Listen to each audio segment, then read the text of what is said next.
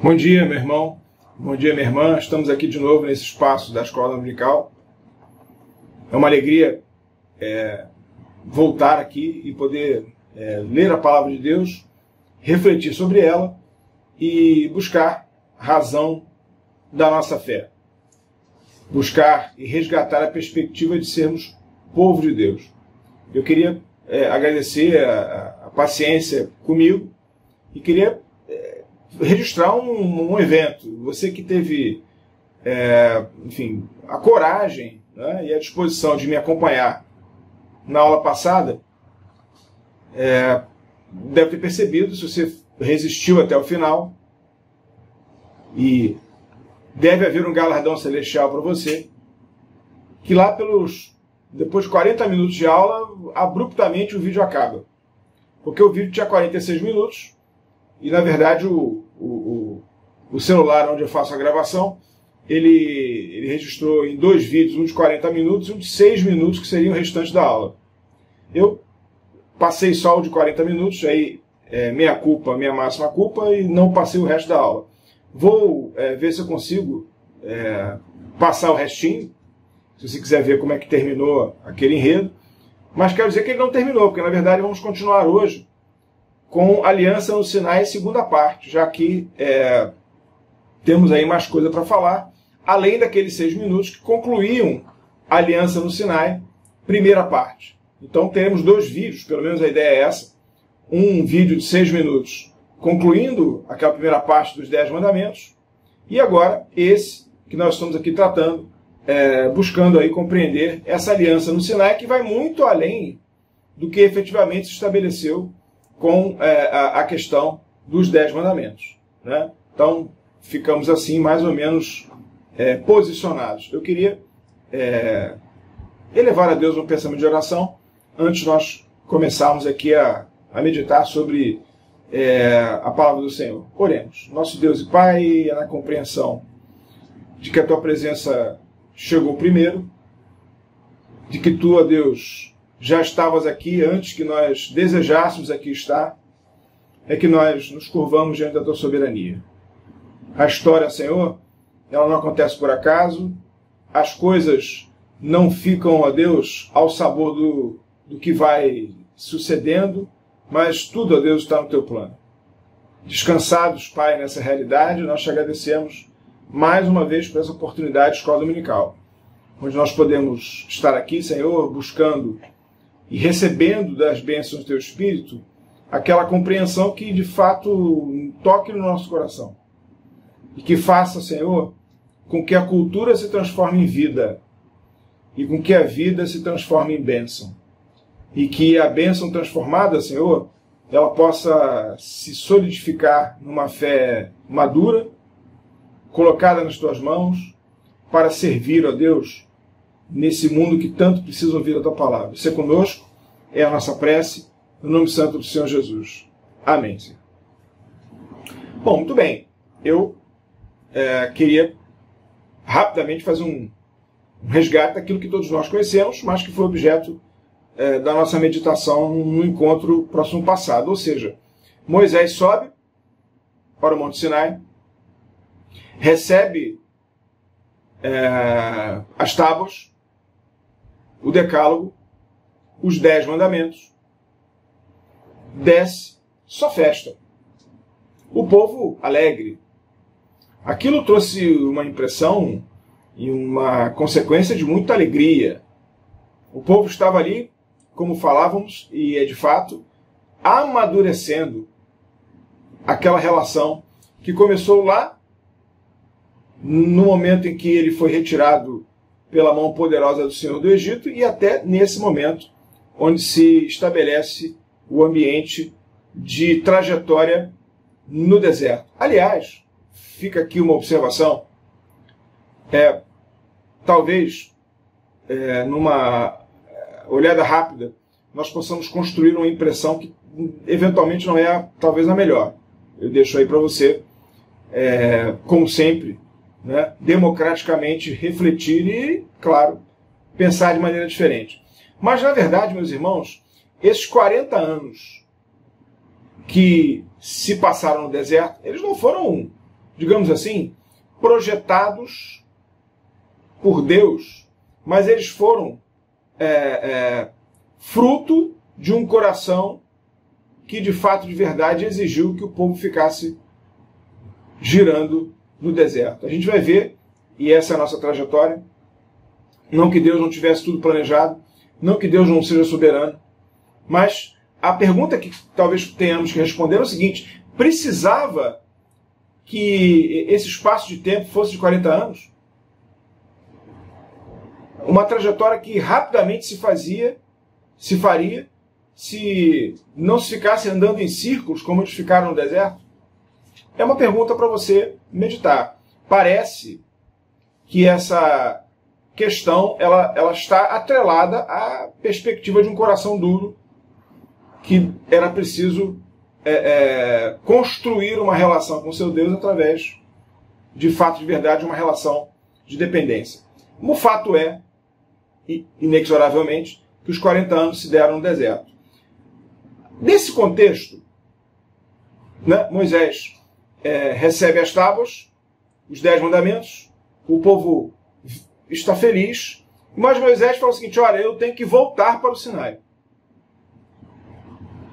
Eu tenho que voltar para o Sinai. Então, na verdade, se eu me faço entender, nós temos dois momentos importantes. Um, quando Moisés vai ao Sinai e recebe os 10 mandamentos, e posteriormente, Moisés volta para lá para receber as orientações de como seria construído o tabernáculo. Então, entre a primeira ida de Moisés ao Sinai e a segunda ida de Moisés ao Sinai, a primeira para receber os 10 mandamentos e a segunda para receber as regras de como o tabernáculo seria construído, se encaixam o que vamos falar nesse exato momento. Ou seja, que as regras trazidas por conta do Pacto do Sinai não eram só os 10 mandamentos ou o decálogo, mas várias outras normas foram estabelecidas entre a primeira ida de Moisés e a segunda ida para saber e receber de Deus as orientações a respeito do tabernáculo. Nesse contexto, várias outras regras foram estabelecidas.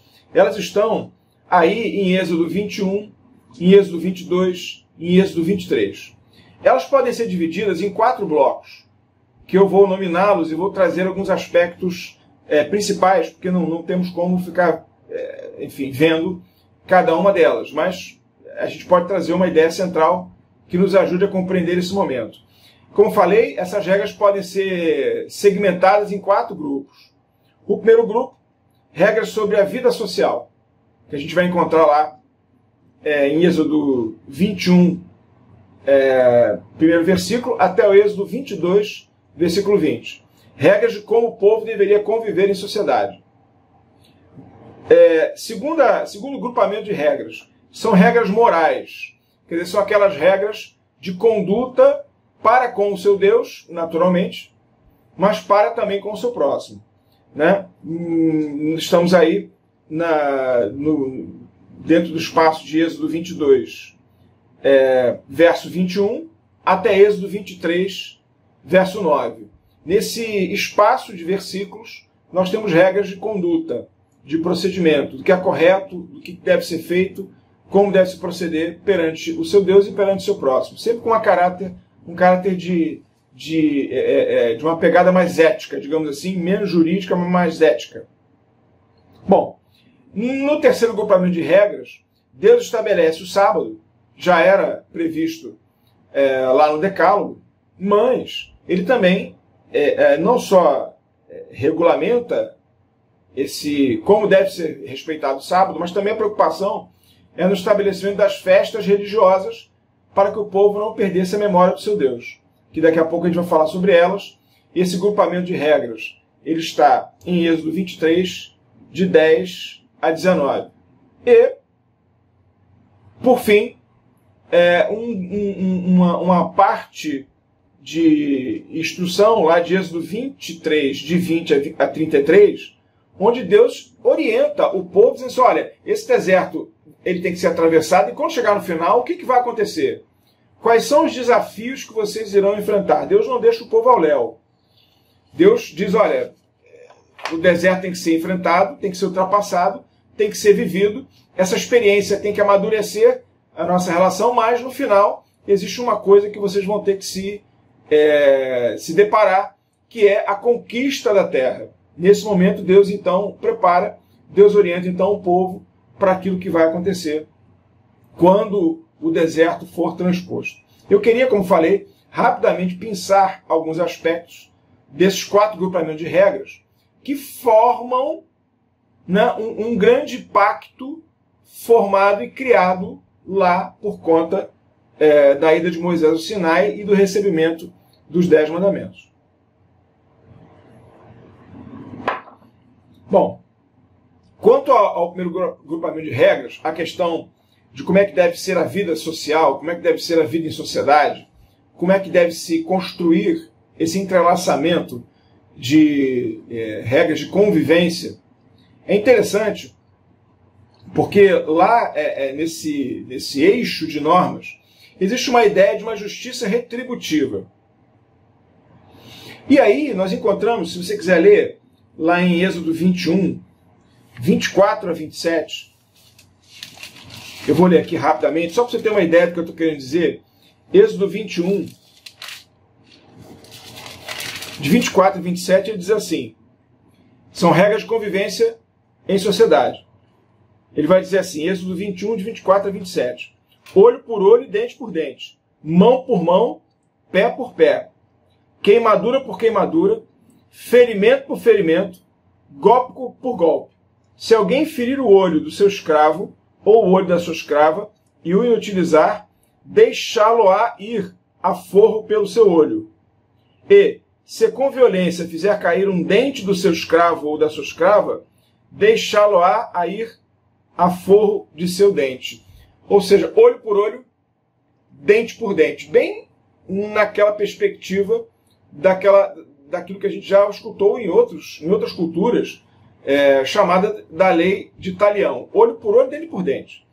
A gente não pode esquecer, gente, que essa aliança formada no Sinai, ela é criada na dispensação da lei com aquela perspectiva. A alma que pecar, essa morrerá. Então, a lei é o eixo ético de conduta entre a sociedade. Então, a ideia do olho por olho, dente por dente, é uma perspectiva construída nesse momento onde Deus está estabelecendo essa aliança, que é uma aliança feita pela lei. É claro que lá para diante, Jesus vai construir uma nova aliança pela graça, já porque todos pecaram e carentes estão da graça de Deus, da glória de Deus, da bênção e da misericórdia do Senhor. Ninguém consegue cumprir a lei.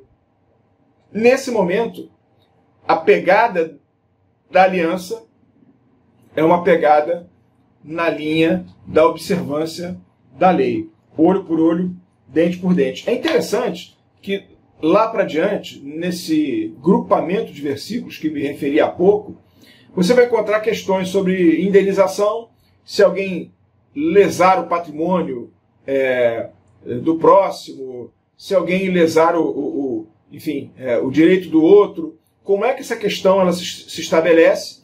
Nós não podemos esquecer que Deus está aí trazendo regras para a convivência entre o povo, do povo, né? Então existe todo um arcabouço de deveres e direitos que são estabelecidos diante dessas regras lá em Êxodo 21. O que é interessante também, se você quiser dar uma olhada, eu acho que vale a pena você se interessar por isso, lá em Êxodo 21, de 2 a 11, você vê regras que tratam da escravidão. É interessante. O povo acabava de sair da escravidão. O povo acabava de sair da escravidão. E, no entanto, nós temos aí, dentro desse grupo de versículos, do capítulo 21, dos versos de 2 a 11, regras de como é que se deve tratar o escravo, em que circunstâncias o escravo pode ser livre, como é que deve ser... enfim, toda essa questão jurídica de alguém que era escravo até anteontem. O que também cria uma situação interessante, que não temos espaço para discutir isso aqui, mas fica aqui o lembrete para uma meditação. Aquele povo que sai do Egito seria um povo 100% judeu, ou você teria ali, digamos assim, um povo mestiço, que saíram também alguns egípcios. Você teria também alguns judeus que eram sangue egípcio e sangue judeu. Quer dizer, aquela massa de pessoas que sai do Egito é uma massa de pessoas que está nesse ambiente. Você poderia ter escravos, digamos assim, que saíram do Egito naquele movimento de libertação comandado por Moisés. Daí a necessidade também de você regrar como é que fica a questão da escravidão. Mas o que é surpreendente também, quer dizer, surpreendente, para nós hoje do século XXI, é que naquela época havia prisão por dívida, não é? E escravidão por dívida. Então aquele que não pagava uma dívida por questões financeiras, ele podia se dar como escravo para tentar quitar a dívida. Às vezes por um tempo. E aí a lei estabelecia como é que se poderia depois resgatar aí a liberdade. A ideia é essa, né? Mas a gente não pode esquecer, gente, daquilo que a gente fala em teologia, que é a chamada revelação progressiva de Deus. Deus vai se revelando de maneira progressiva no curso da palavra de Deus. A revelação de Deus não é pronta e acabada, porque toda revelação ela aponta para um crescimento que vai ter ápice em Cristo Jesus. Cristo, a revelação da palavra encarnada, é o ponto máximo, é o ápice da revelação de Deus. Então, enquanto Deus vai se revelando de acordo com a possibilidade do homem compreender a sua revelação. Não sei se me faço entender. É uma pena que a gente esteja aqui nesse ambiente virtual, muito embora seja uma bênção, porque a gente está se vendo, está se falando de alguma maneira, mas é o tipo do conteúdo que merece um diálogo, merece uma troca de informações para a gente poder compreender melhor essa questão. Enfim, o fato é, quando você pega um tema e você começa a pensar versículos bíblicos para estabelecer um conteúdo e extrair uma conclusão, isso é muito perigoso, porque cada versículo bíblico é feito conforme um momento nessa relação de trajetória de evolução da revelação de Deus. Então, nesse momento, por exemplo, a gente não pode tirar esse versículo e dizer que a escravidão é correta. Certo? A escravidão é correta. Não é. Claro que não é. Mas nesse momento da trajetória da revelação progressiva da palavra de Deus, Deus está possibilitando algo que era inédito naquele momento, que eram escravos livres. Escravos livres. E, nessa perspectiva, ainda que haja um regramento de escravidão, o que hoje em dia é inimaginável, não está de acordo com a aliança nova fixada depois pela dispensação da graça, mas na dispensação da lei já é um passo adiante no sentido de tratar a liberdade. Bom, não sei se me fiz entender, mas vamos prosseguir aí na nossa trajetória. Num segundo grupamento de normas, ou de versículos, ou de regras, nós temos primeiramente as regras sociais, segundo, as regras morais, que estão lá em Êxodo 22, de 21 a Êxodo 23, versículo 9. E é interessante, essas regras são regras que ajudam a gente compreender como é que o povo de Israel foi construído, com uma carga ética muito intensa. Primeiro, proíbe maltratar os estrangeiros. Aí me parece que há uma lógica. Porque eles foram estrangeiros durante 430 anos numa terra que jamais foi deles. Trocou o faraó, mudou a administração, a vida ficou dura. Já não era eventualmente fácil, piorou muito. Então, existem regras que tratam ou impõem ou constroem uma atitude social de respeito e de bom relacionamento, bom trato com os estrangeiros. Existem também regras de compassividade com os mais fracos e vulneráveis. É interessante isso, gente. Como é que o povo de Israel, desde o deserto, ele é orientado a cuidar das viúvas e dos órfãos, os mais fracos, os esquecidos, aqueles que têm dificuldade de subsistência, aqueles que passam pelas privações da vida. São regras estabelecidas desde lá, nesse momento em que se constrói, digamos assim, o pensamento central de uma consciência de nação. Ela já a nação, o povo de Deus, ele já é instado a respeitar estrangeiros, ele já é instado a tratar bem viúvas e a cuidar dos órfãos. É interessante, porque isso está hoje vou usar uma expressão da minha época, você não deve saber isso. Se você sabe, se você entende, eventualmente você está, não vou dizer em grupo de risco, mas você está num grupo de mais atenção diante dessa pandemia, né? Isso está hoje na crista da onda, porque hoje em dia se discute se você, tendo determinados recursos, que é melhor você optar pelo jovem em detrimento do idoso, que é melhor você optar pelo forte em detrimento da viúva e do fraco, daquele que é vulnerável. Essa é uma questão que no mundo, né, secular está sendo discutida. Eu diria o seguinte, na linha da visão, da orientação que Deus deu para o povo de Israel, e nós, novo Israel de Deus, digamos assim, temos que atentar para isso, é cuidar dos fracos, é cuidar dos vulneráveis, é atentar para os estrangeiros, é não esquecer da viúva, é não fechar a mão e os ouvidos e os olhos para os órfãos, é atentar para essa população que tanto precisa da atuação nossa. Também a preocupação é de estabelecer um sistema jurídico imparcial. A gente vai encontrar vários versículos preocupados com um juiz que julgue de maneira justa. Um juiz que julgue não com interesse no bolso de receber dinheiro, não no interesse seu de fazer prevalecer a sua vontade, mas nós encontramos também vários versículos, várias normas, várias regras, tratando efetivamente de como é que se dá o correto julgamento, a justa administração da justiça, a equilibrada forma de julgar os litígios. Bom, um terceiro grupamento, são 4, né? O terceiro grupamento vai tratar do sábado, como é que o sábado deve ser respeitado, e aí uma normatização mais detalhada. É bom a gente dizer, né, que essa normatização mais detalhada ela surge num livro que não está na Bíblia, não está no Pentateuco, digamos assim, que é na Torá, né, que eu quero me referir. A Torá ela não trata com um nível de detalhe de como é que deve se respeitar o sábado. Quem vai tratar disso é um livro chamado Talmud, que é um livro que interpreta a Torá. E esse Talmud, lá na época de Jesus, vai criar uma encrenca danada, porque os fariseus, ao interpretar aquilo que estaria sendo dito, ou que seria dito pela Torá, eles começavam a colocar umas coisas muito doidas. Aí Jesus lá para diante vai dizer, caramba, eu não posso colher espigas de milho no sábado? Todo mundo com fome? Vou deixar as pessoas com fome e vou respeitar o sábado? É um questionamento que Jesus faz. Lá para diante Jesus fala, mas caramba, eu não posso curar no sábado? Não posso fazer o bem? É proibido fazer o bem no sábado? Isso está onde? Está no Talmud.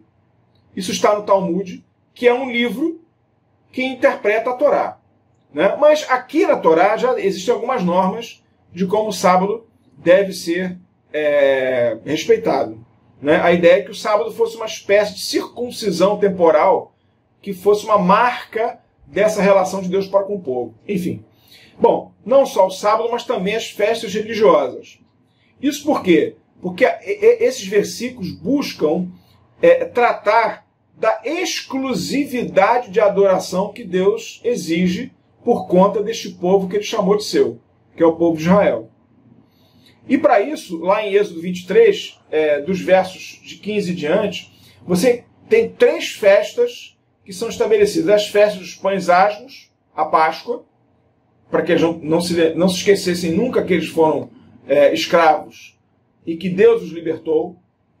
A festa da cega, ou seja, a festa dos primeiros frutos da colheita, e a festa da colheita, quando ela mesma já tinha atingido a sua finalidade.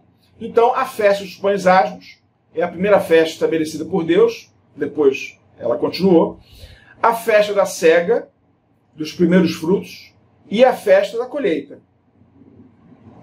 Bom, feito isso, e eu começo a caminhar para a parte final da nossa aula. Hoje eu vou fazer uma abordagem, fique tranquilo, meu irmão, minha irmã, mais suave.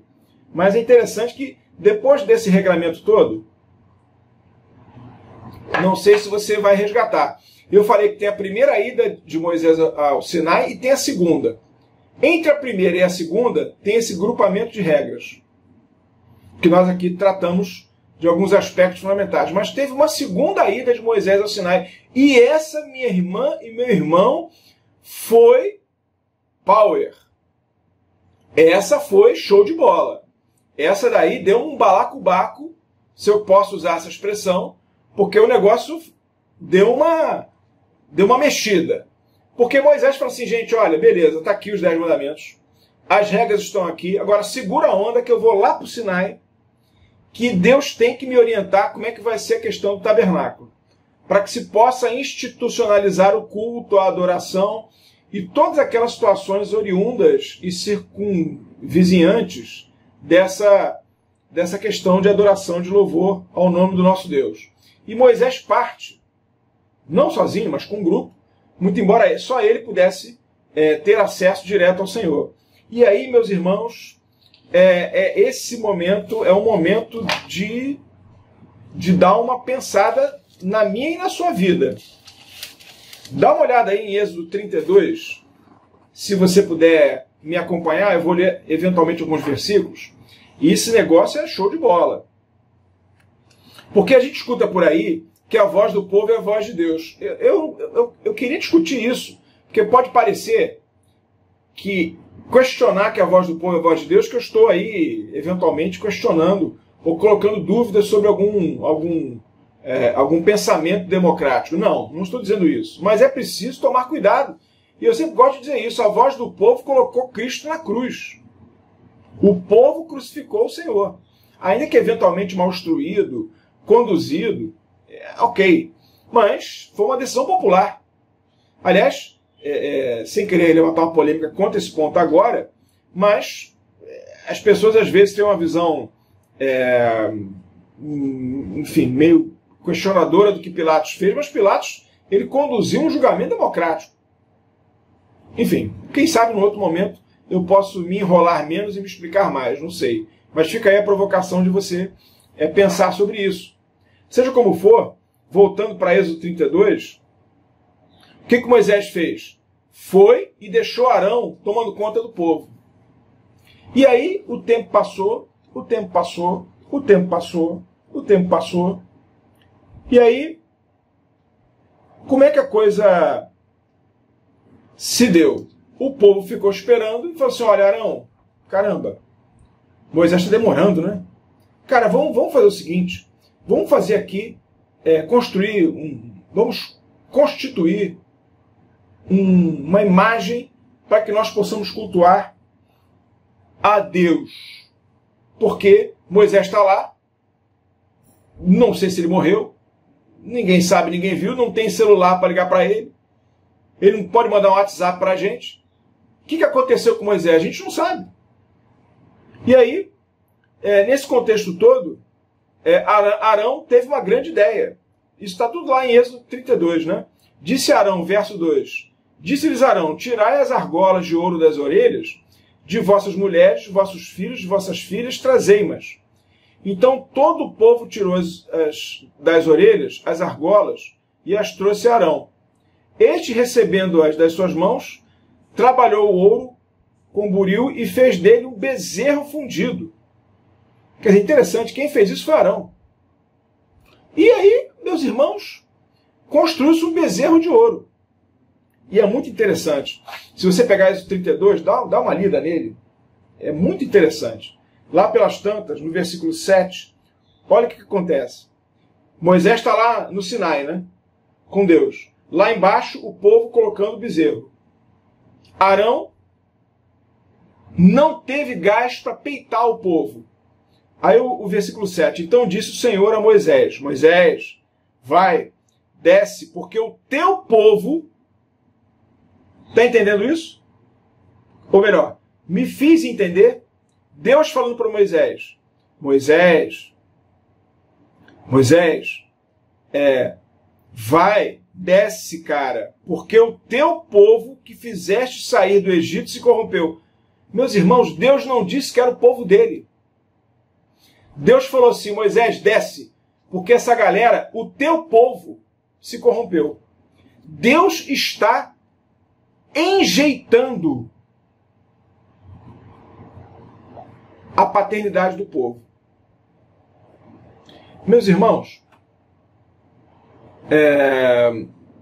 aqui em casa, não sei se na sua casa é assim também, quando o bicho pega, e aqui é uma casa normal como outra qualquer, certo, meus irmãos? Quando o Lucas faz um negócio aí meio... A mãe dele fala assim, olha, para mim, o teu filho... É assim na sua casa? Quando Dona Eliane está muito zangada com ele, é muito raro. O Lucas é uma pessoa, é um rapaz muito obediente. Só que não. Mas enfim, quando Deus fala assim, ô Moisés, o teu povo, olha meus irmãos, aquela aliança que estava sendo construída. É interessante o que diz o verso 10. Né? O verso 10 faz assim, agora, pois, deixa-me para que se acenda contra eles o meu furor e os consuma, e de ti farei uma grande nação. Olha, meus irmãos, que sugestão que Deus deu para Moisés. Moisés, eu vou passar o cerol em todos eles. Esses caras, tirei eles do Egito. Meu caro Moisés, não tem um que valha 1 centavo. Vou te fazer uma proposta. Vamos acabar com todos eles. Eu vou fazer isso. E de ti, Moisés, partindo de você, esse povo que não é meu, eu vou construir uma nova descendência. Meus irmãos, o que você faria? Qual seria a sua decisão? Você topava o que Deus ia propor? Estava propondo? Era essa a sua inclinação? Senhor, cara, eu sou... Agora o Senhor está entendendo. Eu sou o cara. É comigo, Senhor. Deixa esses caras para lá. Ih, não. Esses caras fizeram bezerro? Então, cara, que adorem o bezerro. Moisés não fez isso. E aí, minhas irmãs e meus irmãos, Moisés, ele agiu como um verdadeiro advogado. Caramba, a defesa do Moisés é um show de técnica jurídica. Eu não vou aqui ficar discutindo isso, mas é um show de um coração que está entregue nas mãos do Senhor. Me acompanhe na leitura dos versos de 11 a 14. É Moisés defendendo o povo. Olha Moisés. Porém Moisés suplicou ao Senhor, seu Deus, e disse, por que se acende, Senhor, a tua ira contra o teu povo? Meus irmãos, eu me faço entender. Deus falou assim, Moisés, leva o teu povo, vai lá, vê o que o teu povo está fazendo. Moisés está lembrando para Deus, olha que coisa sensacional. Moisés está lembrando para Deus que aquele povo é povo dele. É nação santa, é sacerdócio real, é povo de exclusiva propriedade. Moisés começa a defesa do povo dizendo, Senhor, não, Senhor, não. Esse povo não é meu. Esse povo é teu. Olha lá, eu vou ler de novo o verso 11 e vou ler o texto todo. Moisés, porém suplicou Moisés ao Senhor, seu Deus, e disse, por que se acende, Senhor, a tua ira contra o teu povo, que tiraste da terra do Egito com grande fortaleza e poderosa mão? Porque hão de dizer os egípcios, com maus intentos os tirou para matá-los nos montes e para consumi-los da face da terra. Torna-te do furor da tua ira e arrepende deste mal contra o teu povo. Sim, Deus, calma. Olha Moisés falando para Deus, Deus, respira, calma. Não seja precipitado. Meus irmãos, eu fico pensando como é que é isso. Você falar para Deus, Senhor, calma, pera lá. Você está muito nervoso. Baixa a bola. Respira. Respira. Pensa no que você está propondo. Verso 13. Lembra-te de Abraão, de Isaque e de Israel, teus servos, aos quais por ti mesmo tens jurado, e lhes disse, multiplicarei a vossa descendência como as estrelas do céu, e toda esta terra de que tenho falado, dá-la-ei à vossa descendência, para que possuam por herança eternamente. Olha, meus irmãos, Deus está sendo lembrado por Moisés. Senhor, calma, lembra-te do que tu disseste no passado. Não sejas tu o primeiro a descumprir as tuas promessas. Tem que ter bala na agulha, hein, meus irmãos? Tem que ser o cara para falar um negócio desse para Deus. E olha qual foi o resultado disso. Verso 14. Então, se arrependeu o Senhor do mal que dissera havia de fazer ao seu povo. Sabe, meus irmãos, e com isso eu caminho para terminar. Se você ler o texto até o final, você vai chegar à conclusão de que Deus... veja, Moisés, em momento algum, ele falou que o povo não merecia ser repreendido pelo pecado. Ele não disse isso. Então, dá uma lida no capítulo 32, lá para o final, a coisa não ficou barata. O pecado tem preço. E o preço foi o sofrimento. Dá uma lida. Teve muito sofrimento do povo por conta disso. Por conta do bezerro de ouro. Pega o capítulo 32, lê até o final. Você está aí em isolamento. Você tem essa possibilidade, faz isso. Você veja que o pecado não é fácil. Mas, meus irmãos, eu queria dizer uma coisa, e queria terminar esse encontro do povo no Sinai para dizer o seguinte: da primeira ida ao Sinai, da segunda ida ao Sinai, nós percebemos, meus irmãos, que é fundamental ter esse ambiente de relacionamento com Deus. Porque, sabe, quando o nosso relacionamento não tem aquela profundidade que deve ter, e ele só tem se ele for ancorado, se ele for alicerçado na palavra de Deus. Quando nós não estamos com o nosso coração na palavra de Deus, nós construímos os nossos bezerros de ouro com as nossas mãos. E sabe, meus irmãos, quando nós adoramos o bezerro de ouro do egoísmo, da autossuficiência, da prepotência, da inveja, do ódio, quando esse bezerro de ouro é construído no meu e no seu coração, quem sofre primeiro é o povo de Deus. Porque perde a comunhão com o seu Deus. E quando se perde comunhão, o sofrimento é grande. A palavra